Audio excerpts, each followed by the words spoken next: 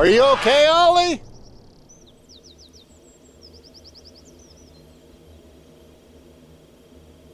Just my luck. I bring him out here and he gets eaten by something. It sounded like rustling trees, branch cracking. I mean, there is wind, but that's not what it sounded like. Got out of the Jeep and went right up this little path you can see almost right here. Followed that up where that hanging tree is. Disappeared over that other side. Which is kind of chilling when you figure we're a good 50 feet from the truck. Yeah. Not that I'd worry about anything, but just the story that Kenton told about what happened here sounds aggressive to a degree. Yeah. I might not believe in Bigfoot, but I believe in my buddy, and he was terrified, you know. Something, whatever it was, whether it was Sasquatch or what, something scared him so bad out of the bush that a guy who grew up in the bush, whose parents and family and him himself is a logger, and something sent him flying down this hill. You're gonna smell something awful. It is what many describe it as like wet dog and poo. You smell it? It smells like heavy piss. Yeah, like urine. Someone ate way too much asparagus piss. Well, that's the whole thing. We're in their territory, so there could be one 10 feet from us, and we're never gonna know if it was there or not. Ollie?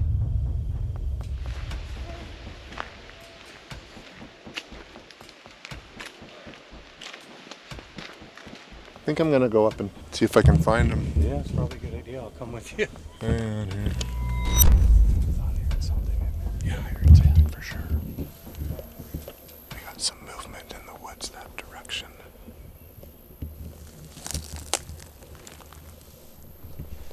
Look at this.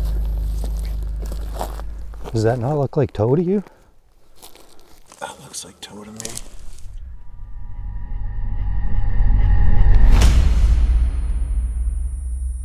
My name is Jason Hewlett, and I am the co-founder of the Canadian Paranormal Society. Earlier this year, the team conducted an investigation into a reported Sasquatch sighting in the interior of British Columbia, Canada. The encounter took place on a Forest Service road in the fall of 2023. But one of the experiencers had recently reported bizarre and even disturbing activity on his family farm, which is located about a 20-minute drive from where the encounter took place. This prompted my colleague, Olivier Aslan, and I to travel to Kenton Moore's property to learn more. Okay, I'm Kenton J. Moore, John Moore. I'm an author from British Columbia, Canada. We're speaking from my basement right now, my library. So it was September, about 2 years ago now, 2023. My best friend and I were hunting just a few kilometers away from the house. And we'd gone up this offshoot road, and we had my best friend's two daughters in the truck with us. I was in the passenger seat with the rifle. And my buddy stops the truck and he said he saw something go over a ridge. And he thought it was a deer. So I said, well, do you want me to get out with you? And he said, no, just stay in the truck and I'm gonna go see, I'll go up to the top of that ridge, and if I can see something, I'll call you over. So I opened the door of the truck and I stepped out and I loaded my rifle to be sure. His daughters were in the truck with me. One of them actually climbed up on the roof. And he walked off the trail and up onto the top of this ridge, and he was looking, and then he kind of disappeared over the other edge. And I turned back to his daughters and stuff, and I was like, guess we're waiting. And then he was gone a while, and I was starting to wonder, if there was really something back there, or what was when he was coming. Maybe he saw mushrooms, or I didn't know what was going on. And then all of a sudden, there was this crash, and it was like a tree had fallen. It was so loud, and he came running out of the bush directly towards the truck, and he was yelling, and he was, get in the truck, and his daughter kind of slid off the roof and started climbing back into the truck, and I was expecting something to be chasing him. I thought something was on him. So I got out of the truck and I chambered a round in my rifle, and I was getting ready to shoot whatever was coming after him, whatever was behind him. And he starts coming, he's coming at the truck. Now, at this point, he's close enough I can see his face. And I've been best friends with this guy since I was 5 years old. And I've seen him scared before, but I've never seen him terrified. And he was white. His face was white like cloud. And he's running at us, and I was yelling at him, and I'm saying, "What is it? What's chasing you?" And he said, "It's a Sasquatch, let's go. Get in the truck." And he came around the truck, and he got into the driver's seat. And at this point, I was almost trying not to laugh. You know, like at this point, I didn't know what to think. And so I'm trying to get the round out of my rifle so I can get back in the truck. He's already got it started. His daughters are crying in the back seat. And we get into the truck, I slam my door, and he's like, just slams the gas. And I'm like, dude, like, what are you doing? I had no idea why he was so, you know, it was a $60,000 truck that he babies, and he was driving it like, you know, all of hell was on us. And he came out of the end of the road back onto the main sideways, right into a ditch. And it was probably 3.5 kilometers up the road before he finally calmed down. And we got out, and he was trying to light a cigarette, and his hands were shaking. And then he finally told me the story about what happened, what he saw back there. Before continuing the investigation into Kenton's encounter, I thought it wise to dive into what Sasquatch might actually be, and turn to some people who I thought could provide some solid answers. Given what I've talked to people, and I've learned, and I've listened, and I've talked to multiple people from all over the place, my theory on who or what they are is they are a remnant of a previous civilization that existed before the last ice age, before the last great flood, before the Younger Dryas event happened. Sasquatch were beings that were already here. When the great flood wiped out much of humanity, Sasquatch were the remnants of that, and were able to survive that catastrophe and continue on. And that's what I believe they are. Am I right? Probably not, but that's my best educated guess, and that's what feels right to me. So we have Strenitum, and Strenitum is known in our community as a forest spirit. It's a dimension walker.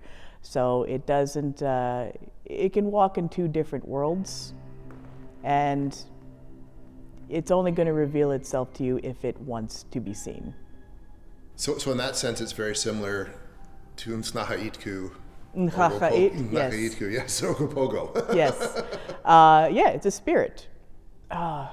Man, this is going to be hard because it's not much I'm actually allowed to tell in front of a camera. What we do know is that it, being a forest spirit, that it looks after the forest, and it does look after people. But with that said, there is a very healthy respect for this forest spirit. We don't actively try to go and find it. In fact, we do our best to avoid it. And even saying its name too many times can kind of not end well for you. So that's why we're more kind of hush-hush about it. Unlike with Nhahaitku, because Nhahaitku it's water. It's not meant to hurt anybody. Not to say that it can't, but it's just a little bit different. So I take it then that you grew up hearing stories, stories of Bigfoot and similar beings. Was it then something, you said you approached it with respect, but so was it like a fearsome thing? Was it told like as a cautionary tale, like don't go into the woods, or? I think more of the latter, yes. More of a cautionary tale, stay out of the woods. There are stories of people getting spirited away. There are stories of, just really that, if you get taken. Like when you're ghost hunting and stuff, that's, you know, there's ways that you can clean yourself after, but if you get spirited away, no one can help you. You're very much on your own. So going out into the bush and trying to find it, that's really risky behavior.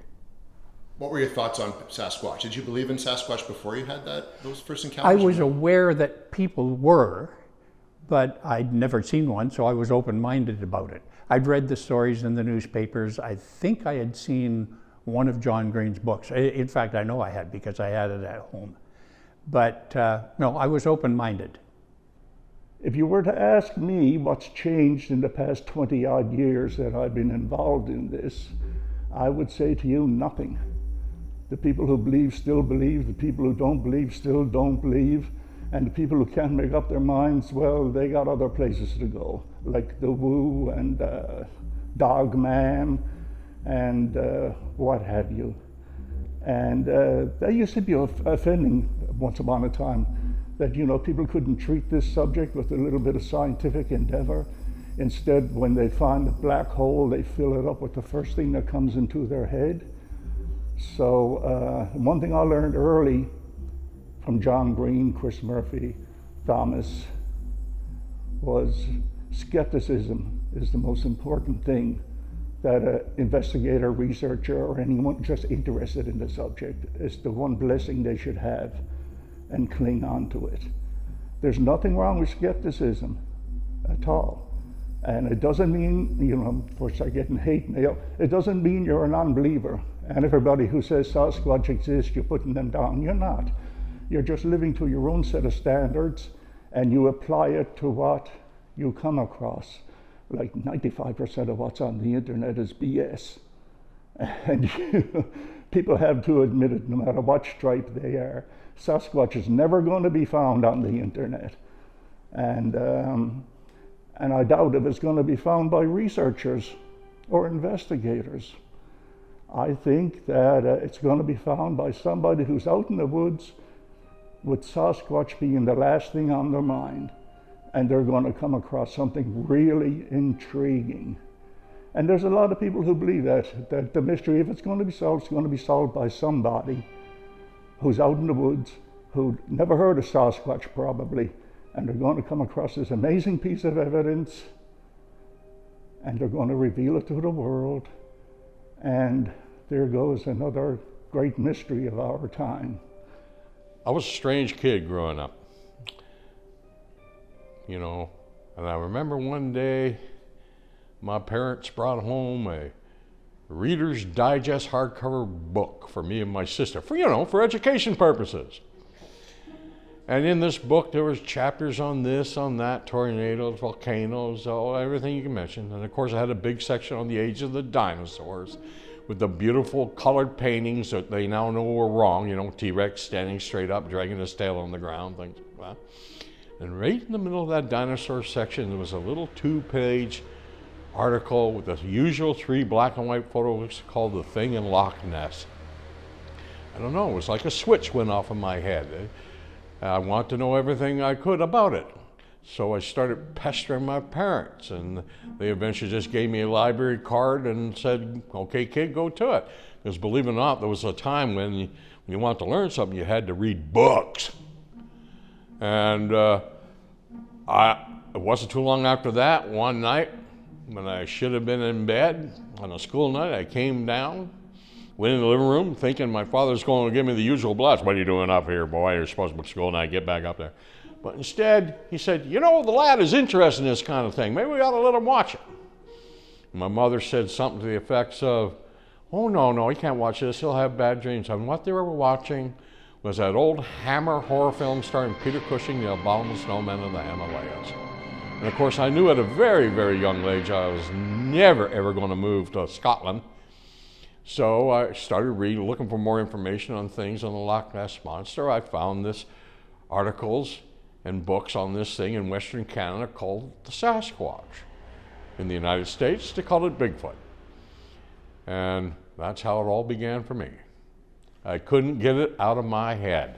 1978, I started actively researching. I was doing my time in the military, and I wanted to get posted to the 3rd Battalion, PPCLI in Vancouver Island, but the closest I could get was the 1st Battalion in Curry Barracks in Calgary. And when I got there at midnight in the dark, when we were doing our battle school course, and I had to go get new razor blades, and I went across to the Canex store over the highway bridge with my back to the west, came back, saw the Rocky Mountains for the first time in my life. And they were so beautiful on this clear winter's day, it almost looked like a old 1950s Hollywood backdrop painting. And I just stood there and stared at them for about 30 minutes. Must have looked really weird. And I said to myself 2 things. One, I am never moving east anywhere of this spot again in my life. And 2, if this creature has been seen in British Columbia, it's got to be seen here too, Western Alberta. So I took ads in local press in Alberta at the time. Sasquatch. Anyone who believes they may have had an encounter with this creature, please contact Thomas Steenburg on a phone number. And I didn't expect much of a result. But I tell you, I was getting 2 or 3 calls a week. And that was in the barracks room with the phones. I got one of my buddies been knocking on the door. Now the weirdo calling you. I can't openly talk about Bigfoot. What I can tell you though is that there are some precautions that you can carry with you if you do so choose to go into the bush, and that is bringing a rock with you. And it can't just be any rock that you find on the ground. It's got to be a rock that means something to you. So often in certain medicine pouches, people will carry crystals. Some people like to find heart rocks. If you don't know what a heart rock is, it is a rock that is shaped like a heart. Often if you do come in contact with our forest spirit, what you can do is you can offer up that rock, and what I'm told is you guys can kind of pass along and go your separate ways. Intrigued by how tight-lipped Coralie was on the subject of Sasquatch, I pressed Sheldon further on the matter and learned he had encounters of his own that he wanted to share. Well, I don't really consider it to be a phenomenon, but I've always had an interest in Sasquatch ever since I was a small boy, and I remember checking out a book in the school library, and it was one of those compilation books about, you know, different types of cryptids and so-called monsters and such. You know, one chapter was the New Jersey Devil, the other chapter was the Ogopogo, and then there was a chapter on Bigfoot, Patty in particular. And I remember reading that chapter, and since then I was hooked on the subject. I was fascinated with the idea that there were these people living in the woods. And that's how I got involved in the Sasquatch world. I'm going to take you up to the place today. I'm going to share my experience with Jason, and I'm going to take Jason up to the place where I've had my experience. We're going to a lake about 40 minutes outside of Merritt. It is a very difficult place to get to. It is a decommissioned logging road that is no longer maintained.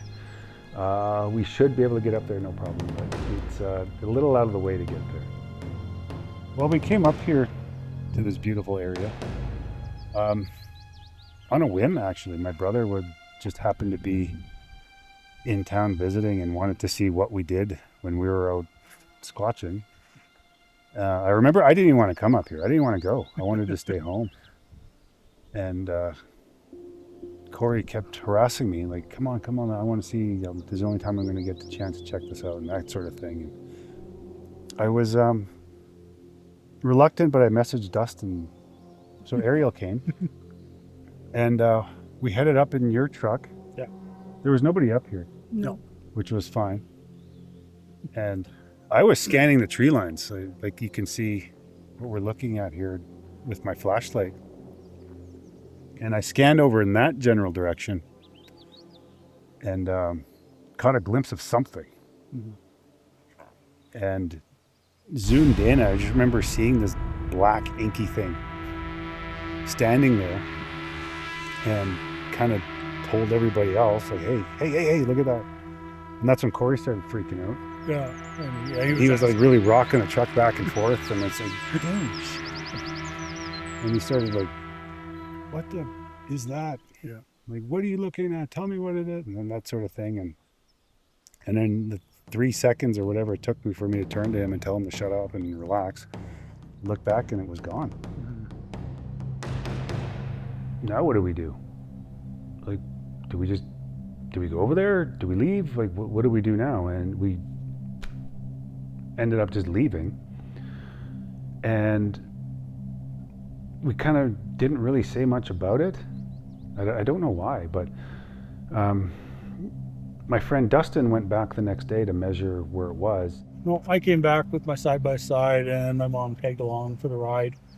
And we went to the tree, measured it out to where we've roughly seen it standing, and it was about 9 feet from ground to the branch, so that I could tell where it was.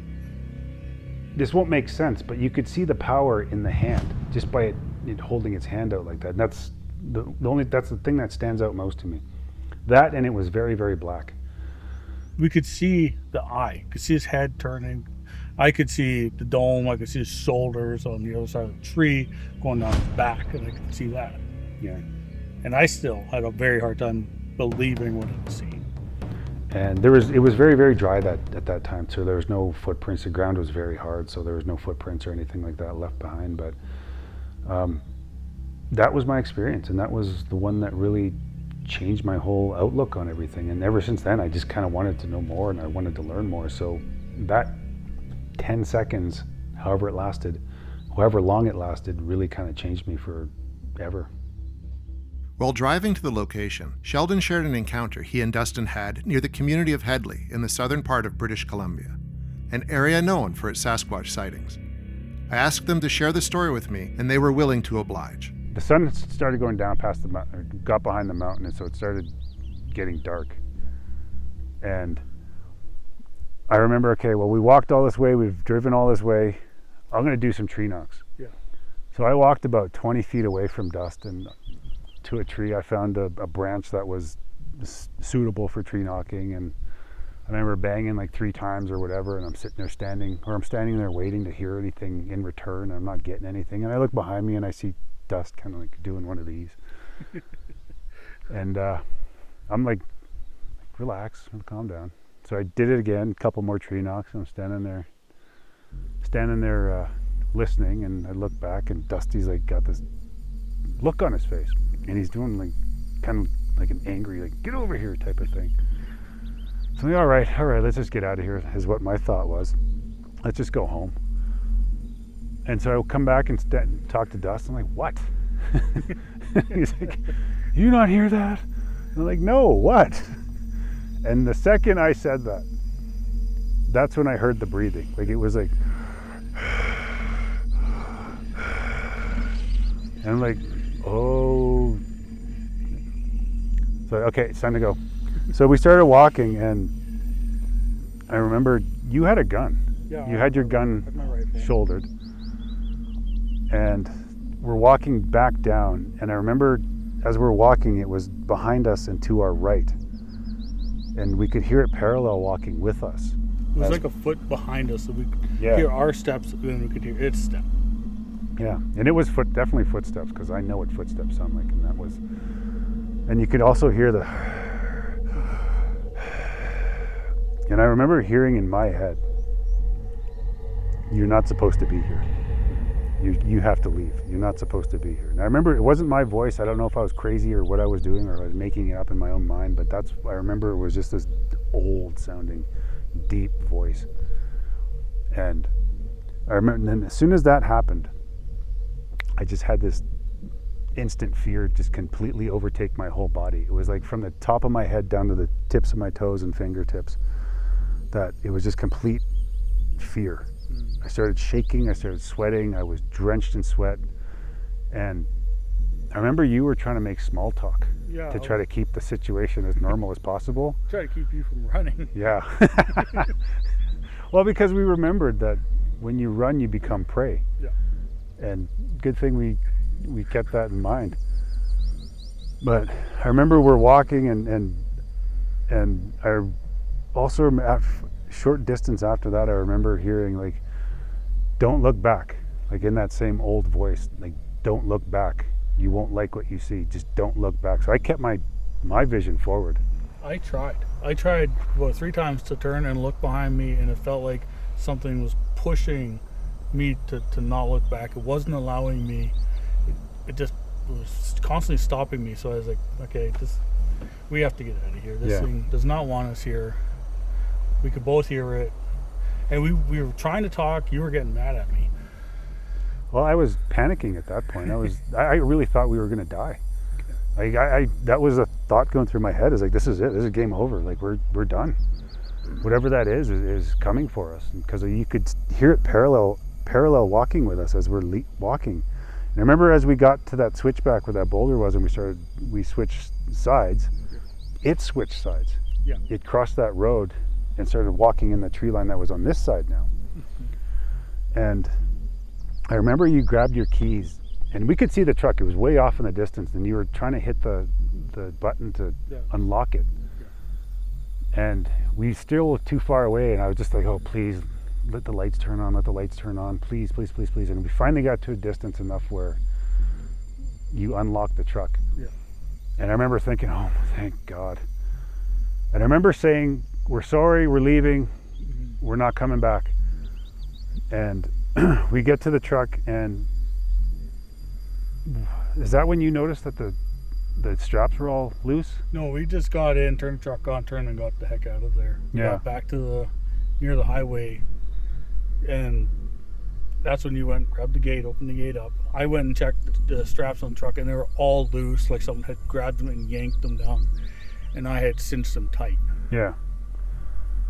And so we left, and we didn't really talk too much, right? On the way home, it was more of like silence, and every now and then be like, hey, you all right? That type of thing. Yeah. And I remember getting home, and I hugged my wife, and I was terrified at that point too. And I remember just having very terrible sleeps for the next 2 days, and just thinking like that was so stupid of us. Like, why? Like, all the signs were there that we shouldn't have been there in the first place. And so I went and talked to my father-in-law, and he approached us, or I approached him, and he said, oh, that's what's going on. Like, you guys were up there when you weren't supposed to be. Yeah. And of course I had to ask him what that meant. And so, and then he told me the story. There's an old one up there that has a young one with them, and that's their mountain at night. Like, we shouldn't have been there past sundown. Yeah. The expedition done, I had begun packing up my equipment when Ariel made an interesting discovery. So she might have found one. So what happened? She just took a picture of a possible print. They're just heading there right now to check it out. Oh.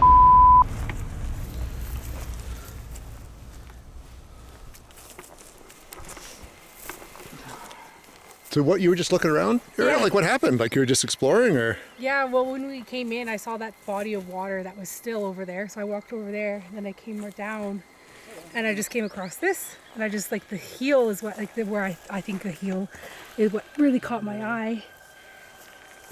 Huh. Yeah, because you can see, like, heel and then, like, the toes. Yeah. Like that. Is that the only one, or? No, there's some more over there. This ground must have just started drying. Yeah. Like, maybe right here? I think, or? Yeah, it could be, but I don't want to. Too small. Look at that. Good iron. Ariel.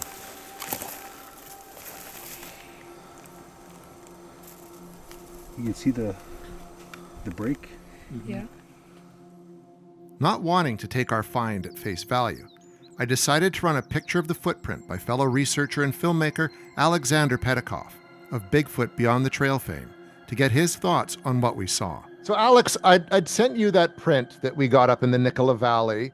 You've had a chance to look at it. I know it's not the same as having like a plaster cast or like the 3D scan, but just when you look at something like that, what's sort of your first initial impression?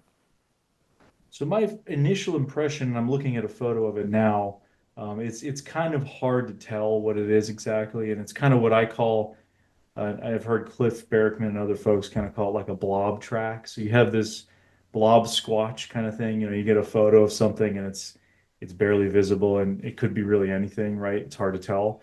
I've found tracks like this too, and some of my casts have come out that way. It's nondescript. There isn't a lot really visible. So I would say, I know you'd mentioned, I think there was kind of some other ones sort of nearby, like, if anything. Yeah, there's a few in the area. There's that one, another one close by, and then there was a smaller one off to the side. And the people that I was up there with had reported seeing, a couple Sasquatch in the area. One older, the one that looked like it could be younger. So it fit with their narrative of what they've experienced up there before. Yeah, now what's interesting is, I know that area. I've been to the Nicola Valley. I went there, actually, they had the conference there a few years ago.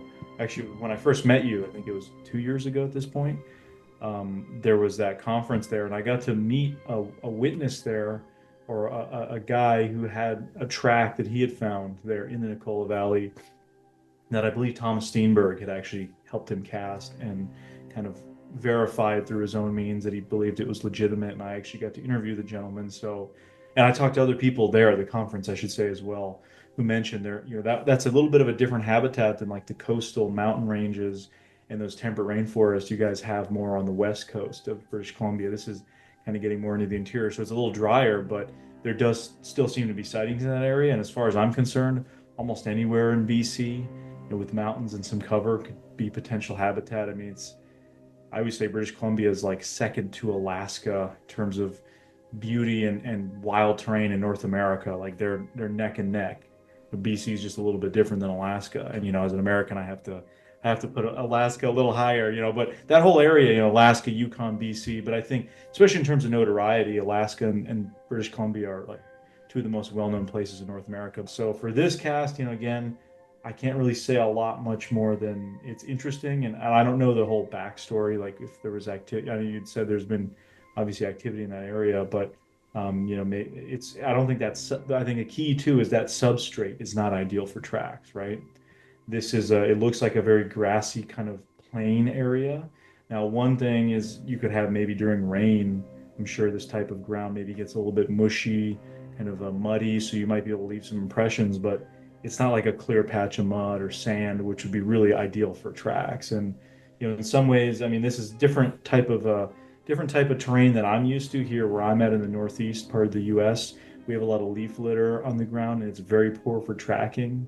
Winter is our primary season for any kind of tracking, so I don't know exactly with this type of habitat how it would look, or what that kind of substrate behaves like. But in terms of getting tracks, it looks pretty much not an ideal kind of scenario. And animals aren't going to perfectly step where we want them to, right? I mean, especially with Sasquatch, there's very few, far between really good tracks, right, that are just super clear. I've seen a few, but nothing even that's that definitive. And I think these things just kind of walk in areas that they're either conscious of it or just the terrain they're in isn't conducive for it. But as I said, you can see kind of like a general shape in the track, if that's what it is. But another possibility could just be some sort of an impression in the ground, right? I've also seen scenarios where if you remove a rock, and maybe there's a rock that's been in a patch of dirt or in grass like that for a while, and it gets removed and it creates this perfect little kind of flat indent. I've seen that happen quite a few times. So, I wasn't on the scene, so I can't say 100% with certainty, but I've seen situations like this, and it's obviously not ideal because we want that perfect kind of print, but that's so far and few between in my experience. When it comes to investigating Sasquatch, especially in Canada, one would be remiss to dive into the subject without paying a visit to the very place where the phrase Sasquatch originated, Harrison Hot Springs. I first came here back in 2002, and I met John Green. And through John Green, I got to know authors like Chris Murphy and my colleague Thomas Steenburg, and so much so that it inspired me to start the first of its kind website dealing with Sasquatch in British Columbia. I know that because I had lots of people writing to me saying, boy, it's about time someone did a website for it, Yeah, and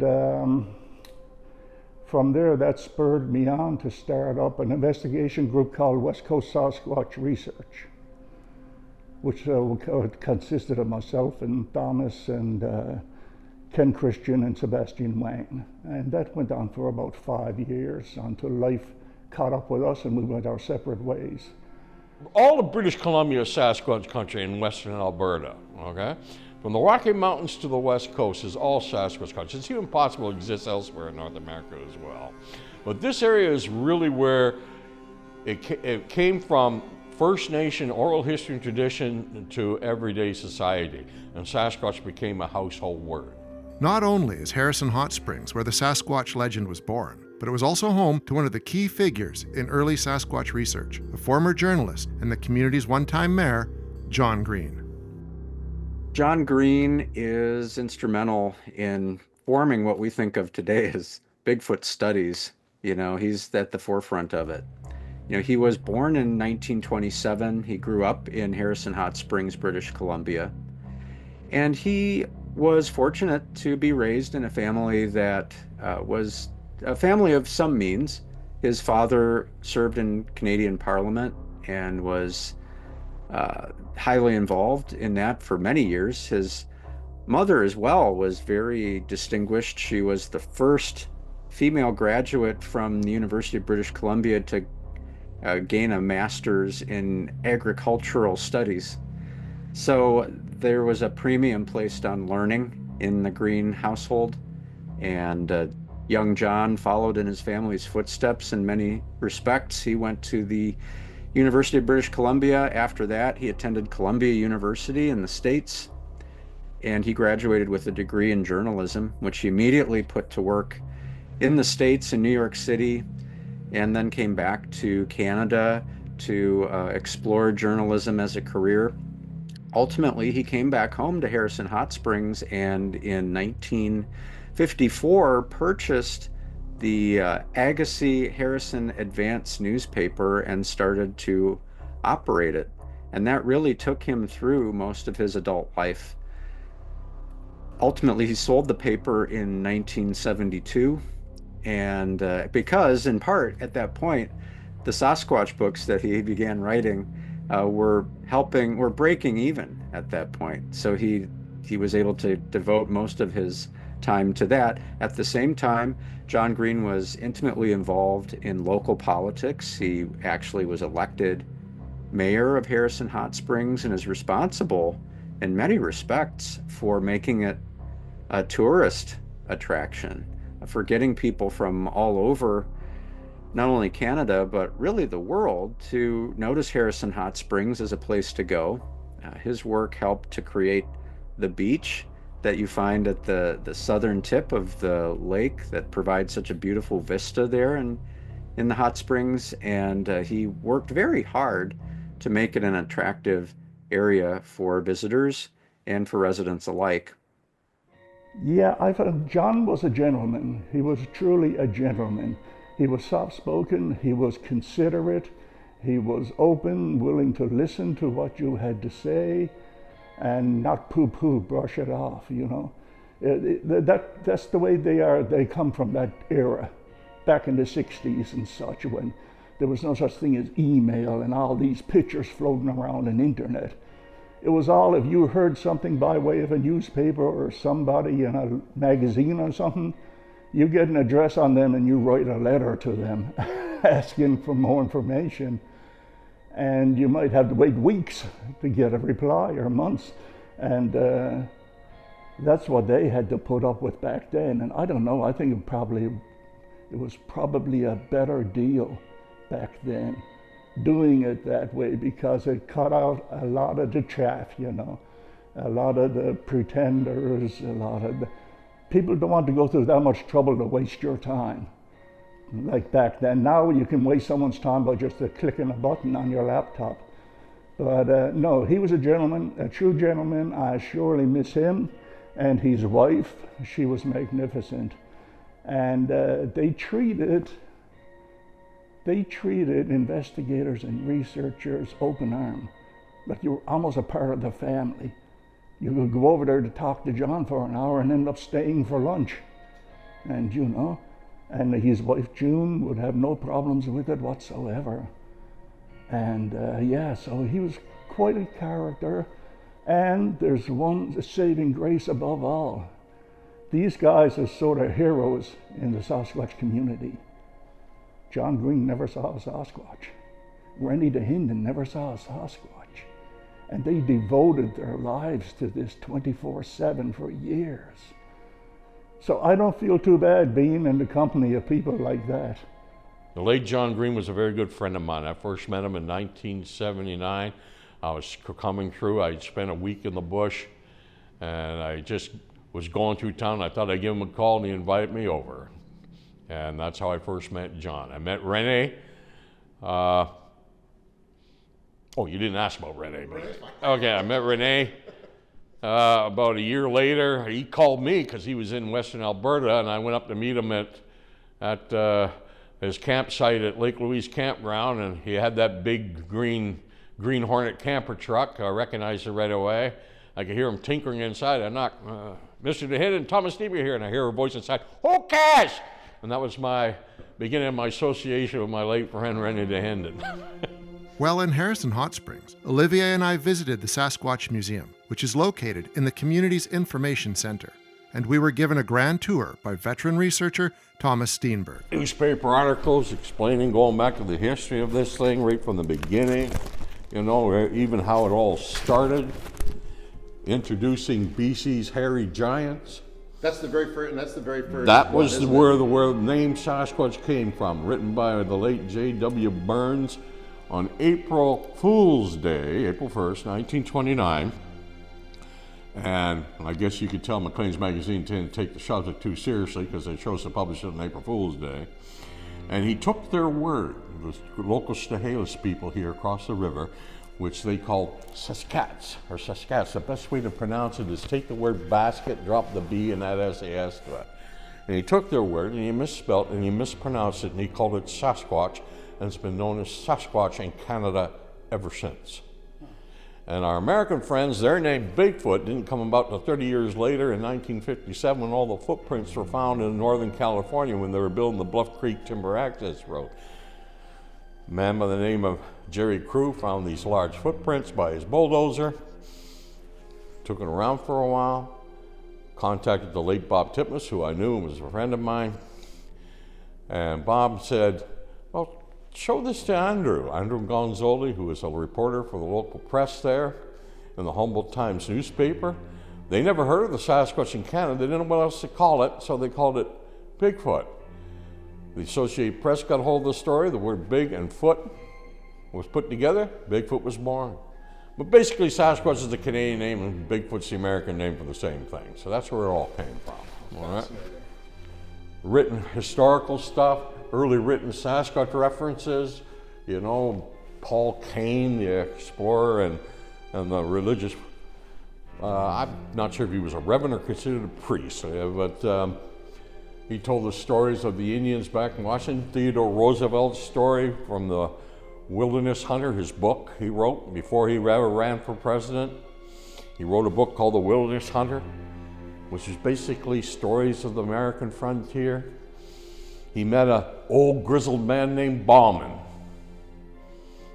That old grizzled man told him a story of what happened to him when he was a young man, a trapper, with his partner in the mountains of Montana, just south of the Alberta line. Way back in, they estimate the 1850s, before the Civil War. His partner was killed by this animal. And that was probably the only incident I know of historically where someone has actually been intentionally harmed by a Sasquatch, at least on record, anyway. For the most time, they usually walk away from people faster than people walk away from it. The early classic, this is the experience of what I just told you, the birth of the name Bigfoot, and the William Rowe experience. That's Jerry Crew and his newspaper photograph. Tribute to my late friend, the late John Green. And of course, this is what people are looking for. If you ever see something like that in the woods, take out your cameras and start filming it, all right? Because this is what the animal supposedly looks like. This is the print that gave Sasquatch its American name, Bigfoot, right there. The Jerry Crew print from 1958. And of course, display of the Gigantopithecus black-eye skull compared with a gorilla skull, mountain gorilla, and human at the bottom. Display here, tribute to the Patterson-Gimlin film of October 20th, 1967. And then what you see here is my copy of John Green's first generation copy from the camera original. Okay? Most of the ones you see on television are 5th generation, 6th generation, you know. But this is probably one of the best ones because that came from the camera original. And the reason I know that is a late friend of mine, Bill Miller, who before he ever got involved in Sasquatch was one of the prime investigators in the controversies over the Kennedy assassination. And he stopped by there to try to pick up 8mm film because he wanted to go down to Dallas to do comparisons to the Zapruder film. Well, while he was talking, there was an old gentleman, this is 2000, 2001, an old gentleman there, and somehow the subject of Bigfoot came up, and he said, oh yeah, we developed that movie here. We showed it right there on the wall. Wow. So whenever anyone asks, they don't know where the film is about, no one knows. Yes, I do. I can tell them. I can even give you their own phone number if you like. Yeah. If the Sasquatch exists, I believe the Parrish and Gibbon film of October 20th, 1967 is authentic. If it doesn't exist, I never did. It's the greatest hoax, home movie hoax pulled on the North American public. I think that's John Green was in agreement with that. Yeah. Wasn't he? Yeah. He was a big advocate for it. Yeah. For 30 years, it was proved the Parrish and Gibbon film is real, and for the last 40 years, it's been proved it's not. Yeah. You know, we still can't find the zipper. And everyone says it's a blurry film. It's not. There was just a big difference between professional movie making and home movies back in the late 1960s. This is no more blurry than your grandmother's old films of picnics that she has up in the attic, you know.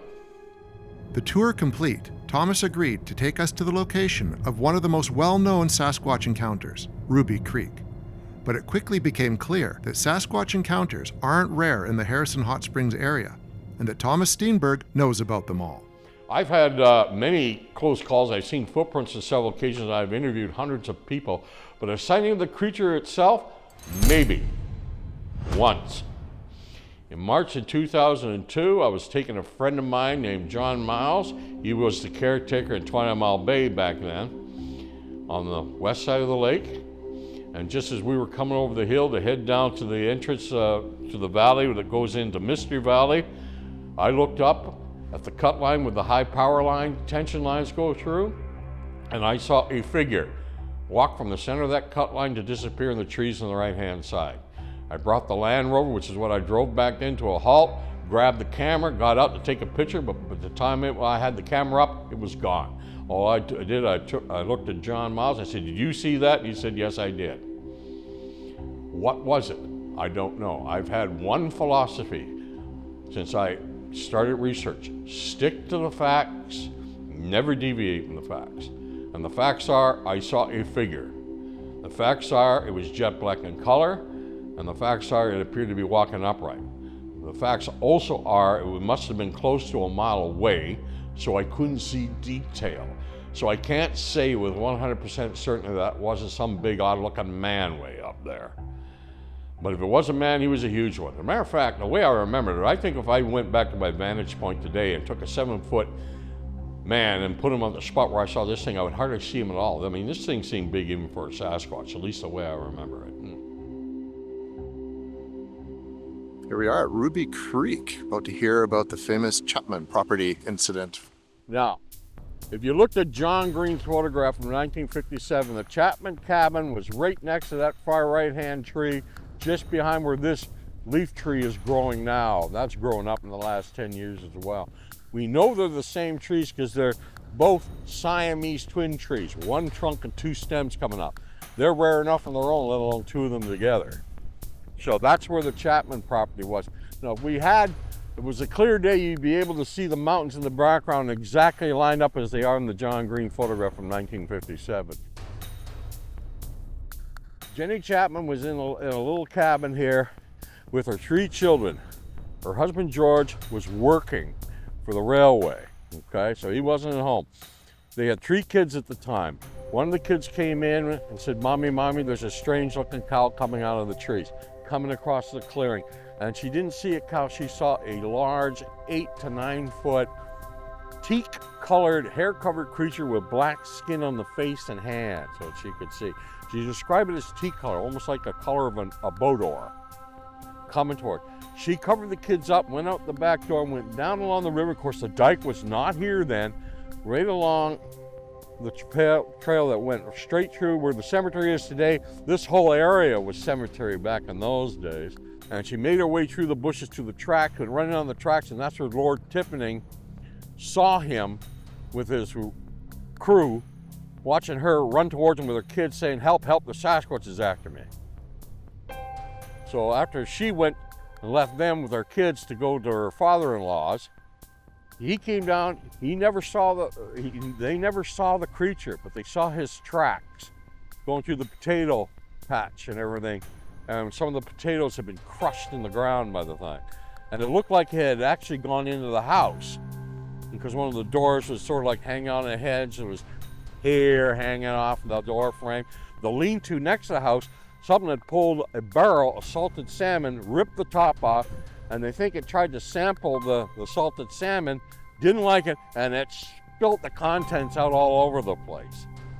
Then the tracks came down this way to the river's edge, where they guess it may have tried to watch that salty salmon taste out of its mouth, and then the tracks went back, crossed through the same garden and potato patch, back over, through the bush, over the 4-foot barbed wire fence and CPR line, and disappeared in the mountains. Now, after they left, George Chapman came home and was quite upset that his family seemed to be gone. And there was these large footprints all over the place. But he managed, after searching around and panicking, he went and he found his wife and kids in his father's house. And he and his father came back. They kept a high-powered rifle and they examined it around. They said the thing's gone through the house. But they never saw it again. Now, a lot of the old encounters and write-ups of this story give the impression that the Chapmans left the house after this happened. That's not quite true. They stayed another week, but something kept coming back, was making loud, piercing, screaming noises in the bushes around here. And their dog would go crazy, always around 3 in the morning. After a week of that, they left. But the house continued to be used by other relatives of the Chapmans. What really caused the house to be abandoned was the last big flood of the Fraser River in 1948, when this property was 3 feet underwater. I mean, it was a real mess. Half the bodies in the cemetery were disinterred, everything went down, it was a real mess. And at the time, there were local stories of First Nations and others having encounters along Harrison Lake with a creature that had the local name Big Blondie. Yeah, that's right. And it was the hair color was more... Yeah, light, more of right? a teak color, Yeah. which I think is a creature that the Chapmans encountered here today, because she described it as a light teak color hair. The skin was black, but the hair was more like a teak color, like a boat oar. Okay? And that's what happened. That's the Chapman incident of 1941, September. Canada's at war, the United States is not at war. Matter of fact, the Japanese fleet's getting ready to go on a vacation trip to Pearl Harbor. So, yeah, at the time this happened. Yeah. Matter of fact, we're going to go walking down there because I want to show you something. Yeah. Okay. Matter of fact, this tree would probably be overgrowing it a little bit right now. Of course, this tree was not here. Matter of fact, this tree was not here 10 years ago. Look how fast things grow here. That leaf tree's grown up since then, and that one. I want to show you something else if it's still here. You may be the last to see it. Oh, cool. Oh, I gave some kids tree fort from, this thing's been here like 18 years now.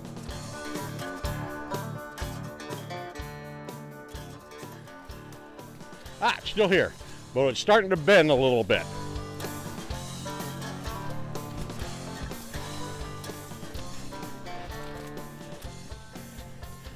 George Chapman's shovel. Oh. It's George Chapman's shovel. Just the handle part, don't touch it.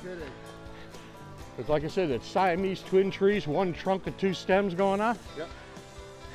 That stem was right down here in 1941. George Chapman took the shovel and just shoved it in that V, and it closed up and grew and went up with the tree. That's wild. Yeah. It's one of the BC's classics. It's really one of the first incidents where it was investigated. And I did mention, but we don't know much about this man. We don't even know why he was interested. He was a retired deputy sheriff from Washington State named Joseph Dunn. He came up here. He's the one that cast the footprints. We don't know anything about him.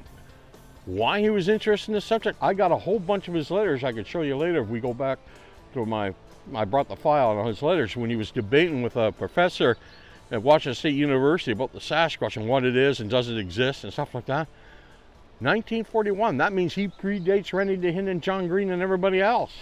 But he died in 1948, so we don't know why he was even interested in the subject. The family, they don't know what happened to his pictures. They've looked for them. The casting he took, the family used it as a door stopper for about 15 years until it broke. Weird. Yeah. Which book was that one? That was The Abominable Snowman Legend Come to Life. That's right. Until John Green's book, The Apes Among Us, that was considered the Bible for this subject. Yeah.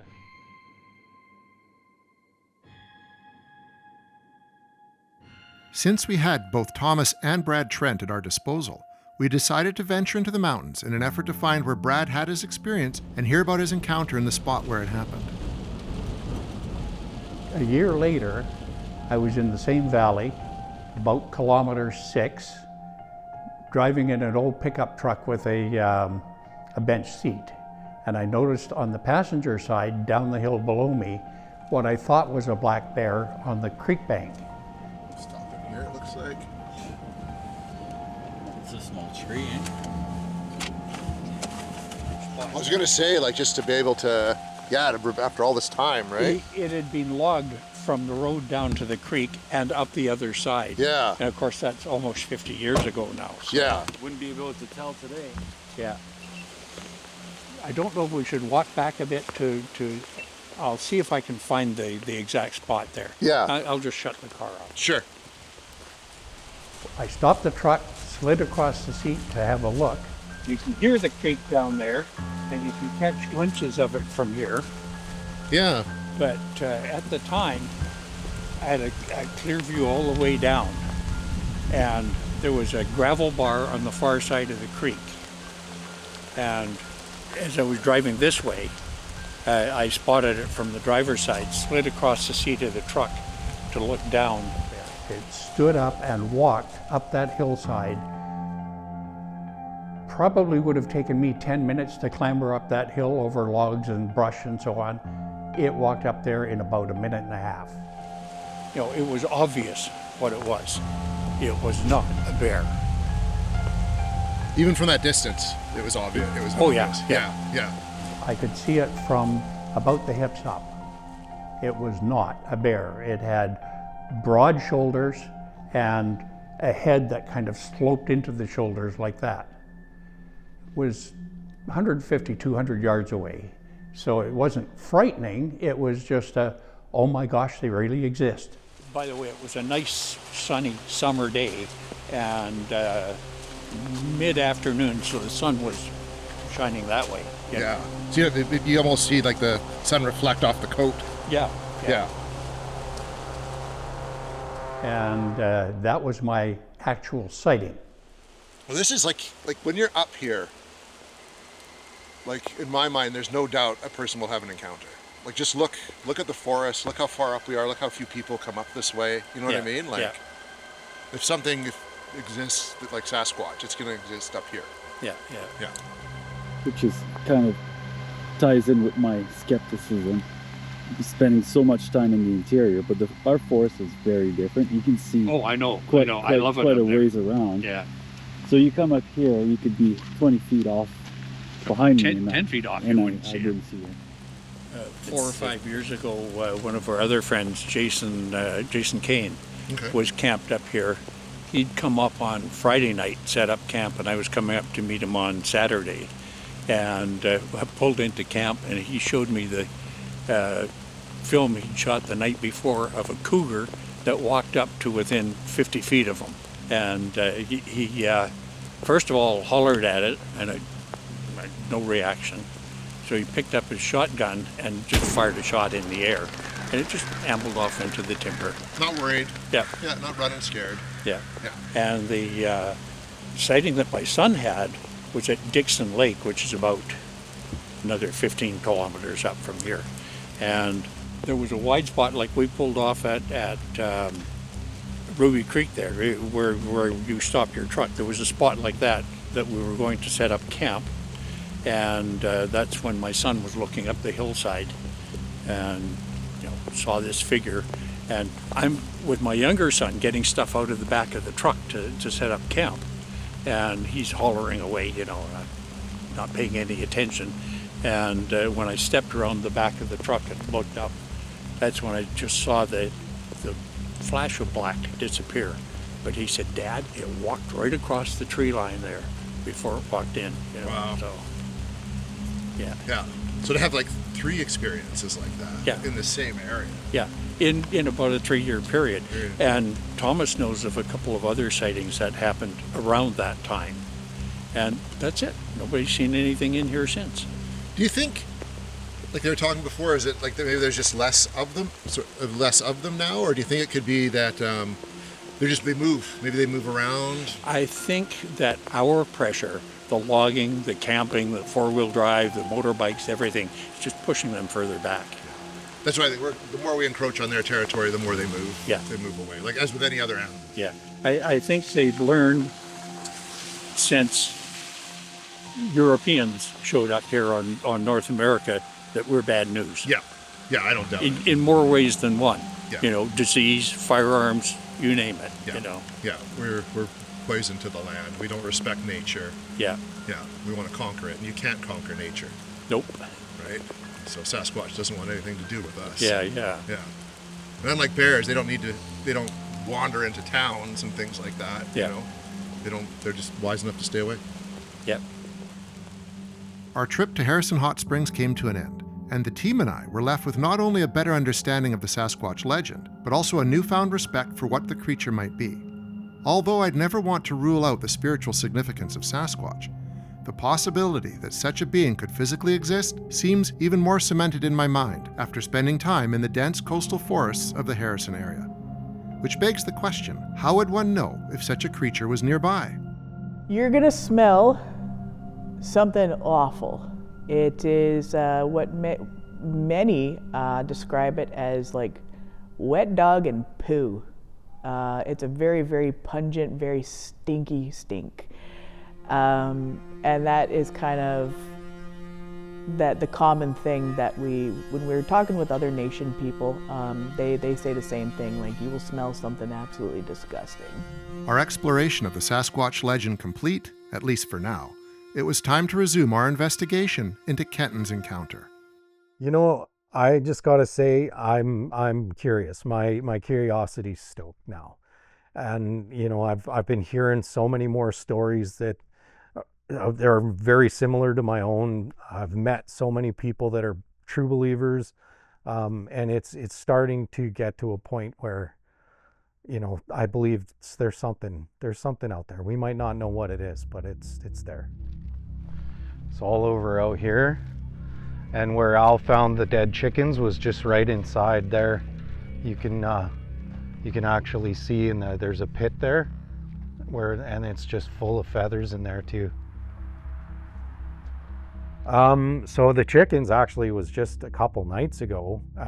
We were down in Penticton for the day, and my uncle was looking after the house. When we came home that night, it was about 11:45, almost midnight. We came home, and my uncle hadn't put the chickens away, so we pulled in, and we had the lights pointing on the chicken house. And my stepdad goes out to close the chicken doors and shut the coop and stuff. And he goes inside, and he's inside for a while, and then we notice in the headlights that he's looking around at the ground, and he comes back out, and there's just 2 mangled chicken corpses. All this fence and everything here was closed, but there was feather, as you can see here, dragged all the way out, right into the middle of their driveway. And they were just eviscerated, just torn apart, feather everywhere. And the only thing he really had, it literally looked like this one time when my buddy shot a grouse with a 12 gauge. They were just like legs and feather. We've had chickens die, like we'll find, you know, a chicken dead in the coop, old age or whatever. Maybe it was too hot and they just died. We'll find them dead in there, and it's just a dead chicken in the corner. We have never, ever had, especially 2 at one time, chickens just ripped apart like that. And then everything dragged out. And you know, this is all enclosed, so it couldn't have been a cougar or a bobcat or anything like that. Yeah. We've had black bears in the yard before, gone after our honey hives, our beehives. They've been in our apple trees. We've had coyotes come into the yard, but it's a fenced yard. So whatever killed those chickens was in there with them. Like this. Just as you see it, actually there's still peace right here. Just weird, yeah, never seen anything like that before in my life. And then up there on the top of the mountain there where those rocks are, there's the shelf. That's where the dogs disappeared.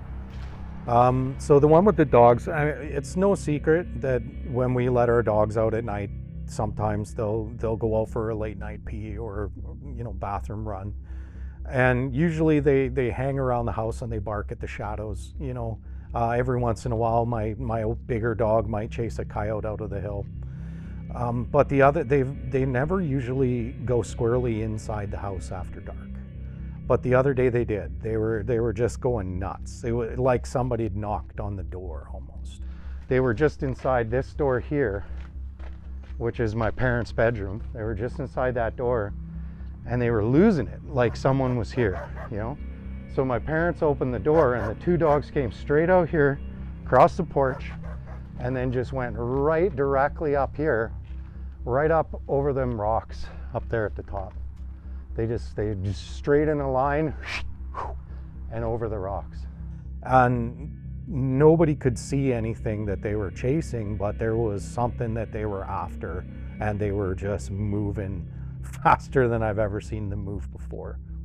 And they didn't come back for probably a good 20 minutes. We know there's a way the dogs behave when they're chasing deer.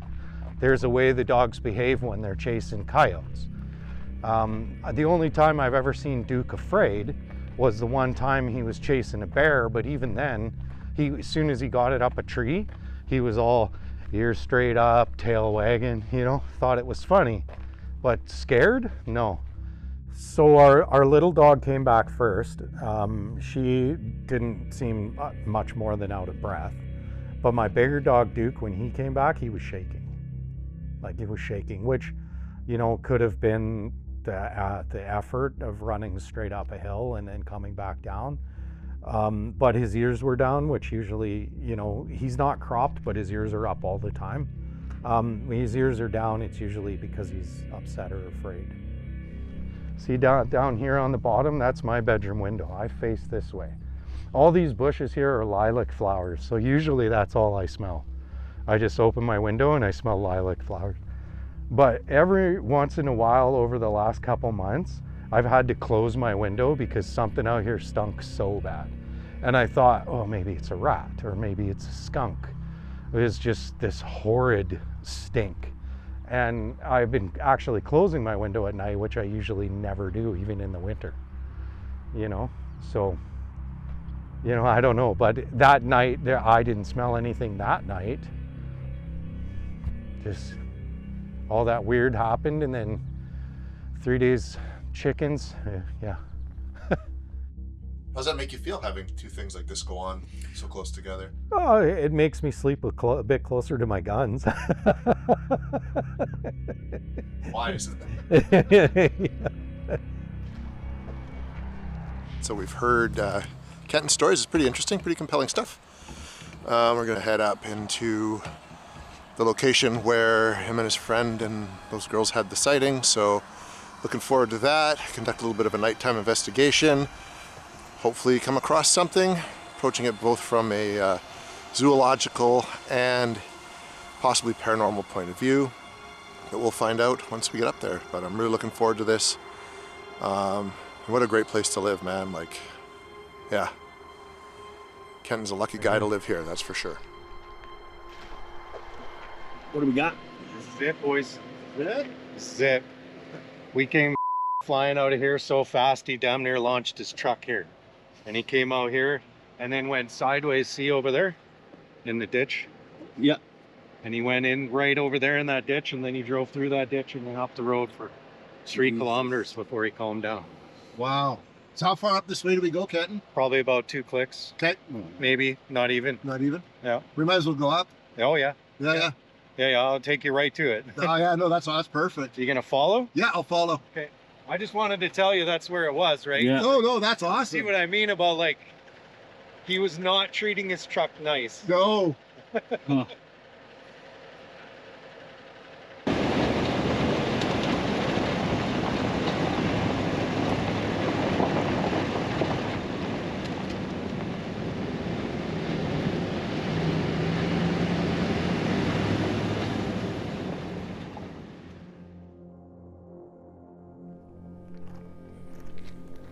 So this is it, Kenton?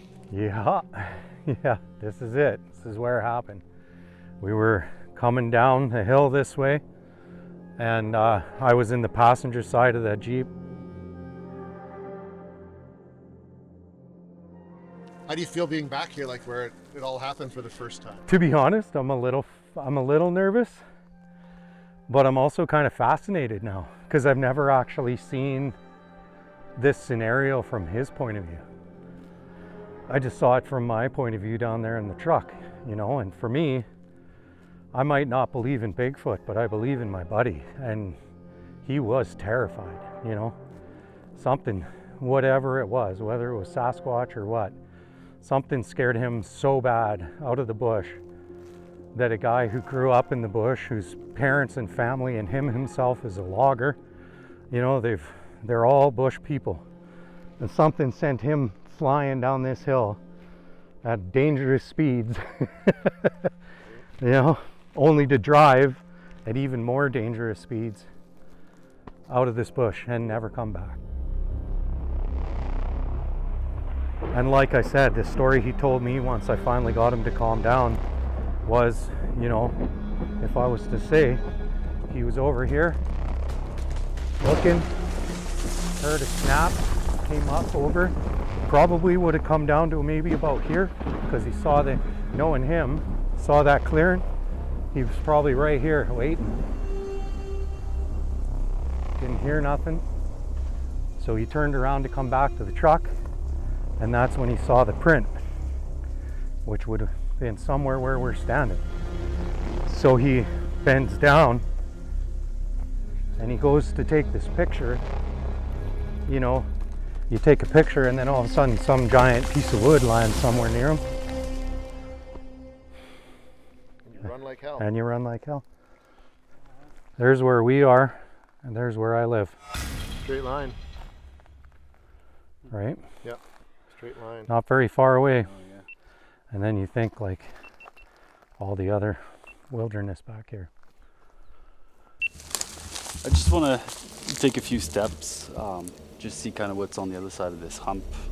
It looks like there's a little bit of a dip on this side of the little valley. I don't know, just want to kind of scope around. Sounds good. You do that, we'll head back to the vehicles and get the other stuff ready.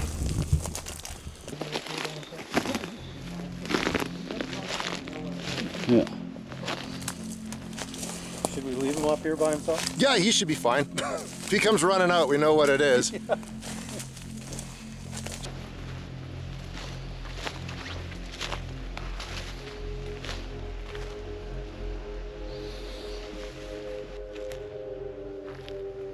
So I'm walking in the burn here. Just kind of looking for softer ground, see if I couldn't find a print anywhere.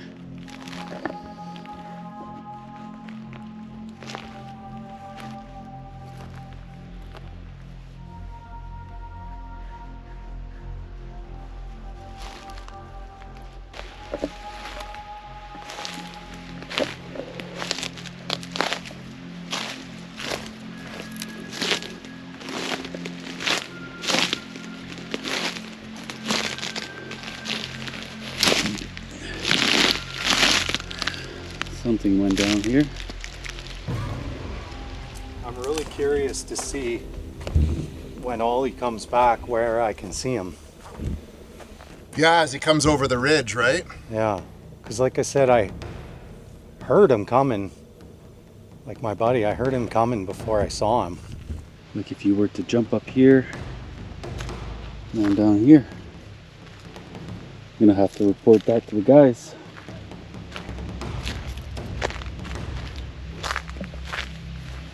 Are you okay, Ollie?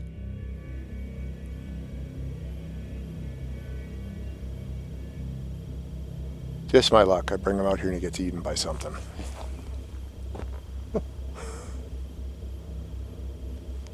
Ollie?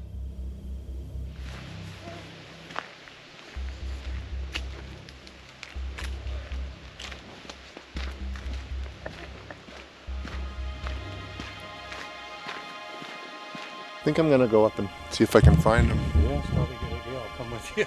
Yeah.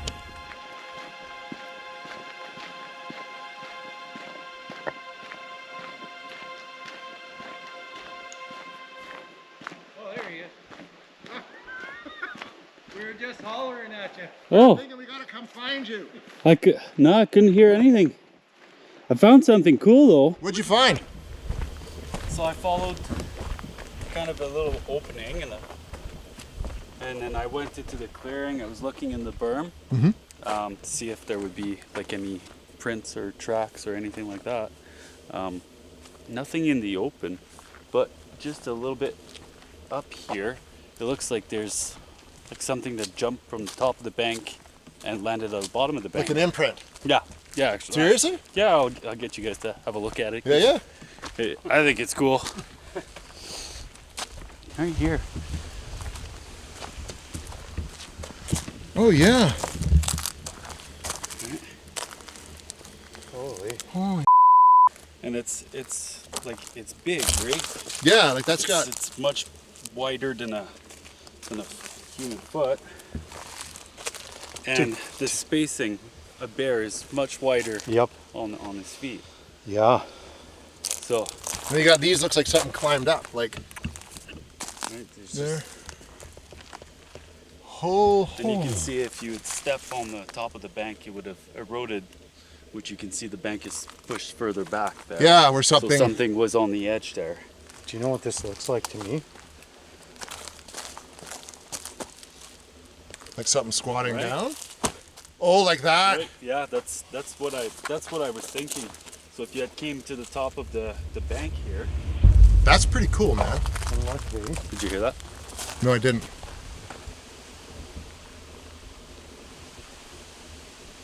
It was like, I don't want to say a growl, but wasn't the branches.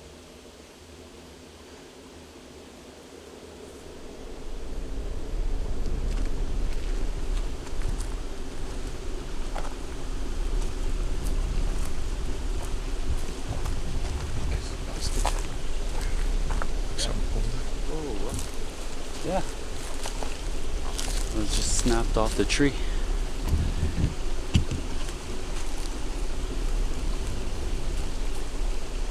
Would you explain that again, Kenton? Like what you're seeing here?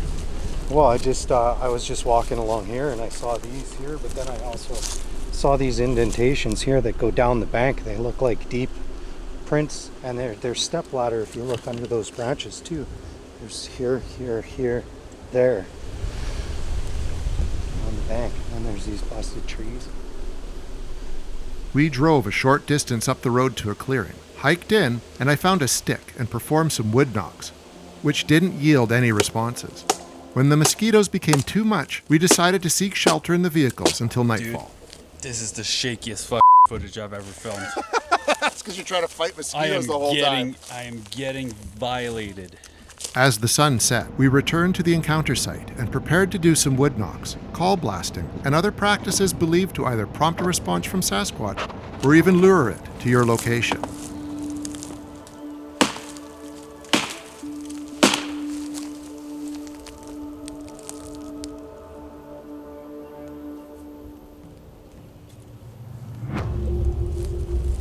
What was that? Sounded like something walking.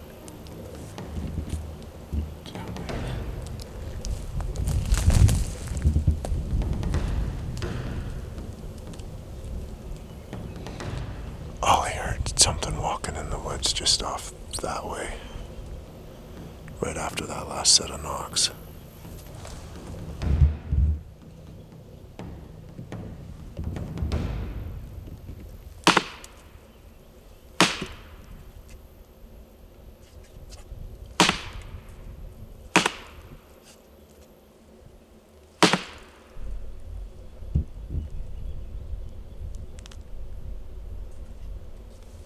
It sounded like rustling trees, branch cracking. I mean, there is wind, but that's not what it sounded like.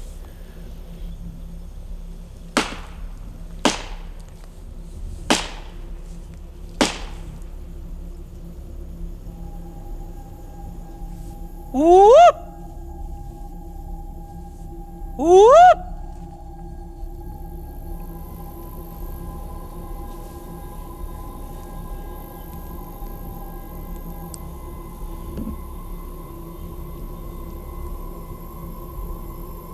Whoop!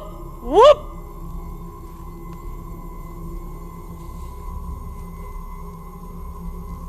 I mean, I would think that it would be able to come pretty close without us noticing or hearing it. Well, that's the whole thing. We're in their territory, so there could be one like 10 feet from us, and we're never going to know if it was there or not. Which is kind of chilling when you figure we're a good like 50 feet from the truck. Yeah. Not that I'd worry about anything, but just the story that Kenton told about what happened here sounds aggressive to a degree, Yeah. right? So I think when we do the baby crying, we're going to be standing right next to the truck.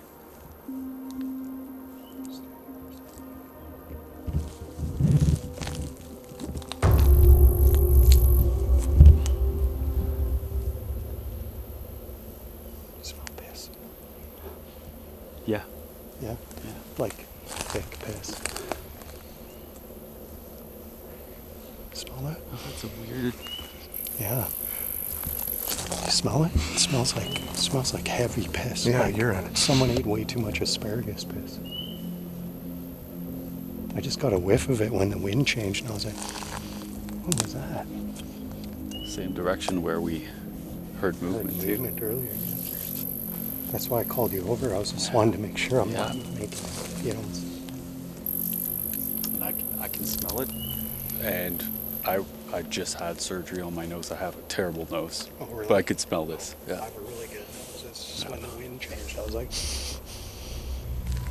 I thought I heard something in there. Yeah, I heard something for sure. We got some movement in the woods that direction.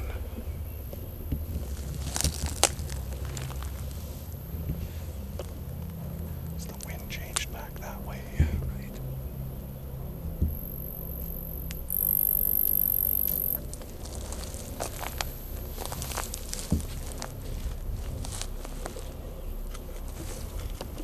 Is my heart ever racing?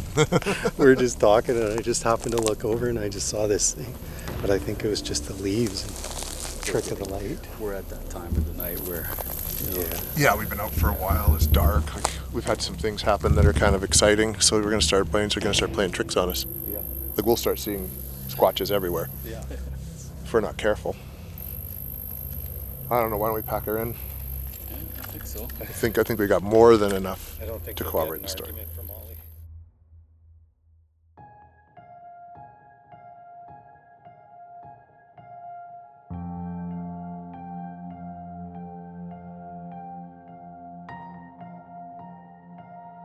You know, chances are, if you have a very deep interest in Sasquatch to the degree that you're out investigating on your own, at some point you're going to want to write about that. You're going to want to express what you've seen and what you've done and the people that you've talked to. And I think part of that, whether we're conscious of it or not, is a reaction to John Green. We want to be, in a small way, like John Green, in that we want to share what we've seen as well. And hopefully somebody will pick up what we've written and sometime in the future and say, you know, it's all right to be interested in these things. And it's actually fascinating and rewarding to get involved in this quest into the unknown. I really believe, though, that if you're going to have an encounter with Sasquatch, it's up to them, not you. It's up to them if they're going to give you that gift of being able to see one. And that's what I really believe an encounter with Sasquatch is. It's a gift. It really is a gift. Like it's life-changing, and it'll change your whole point of view on everything. So if you're lucky enough to come across a Sasquatch and they allow you to see them, count yourself as lucky. Whatever they want to believe, you know. I know, I don't believe, I know. So if they don't know, it's because they haven't seen one. Well, the skeptics have a good point. I mean, science has always said they need a body or a piece of body or skeletal remains, and the skeptics always point out they never have found one. I think there was evidence. I think there is definitely evidence that supports everything that happened to my friend and I up here. Yeah, something's out there. Don't know what it is, but something. Yeah. No, something's alive, moving, traveling through the woods. Found some prints, heard some noises. Smelled some smells. Yeah. It's pretty cool. All right. And on that, we're going back to town and avoiding the mosquitoes. So signing off for now. heard it? I heard that. Oh. It's just right over that way. Didn't it sound like a whoop? Sounded like something. I hope the camera can pick this up.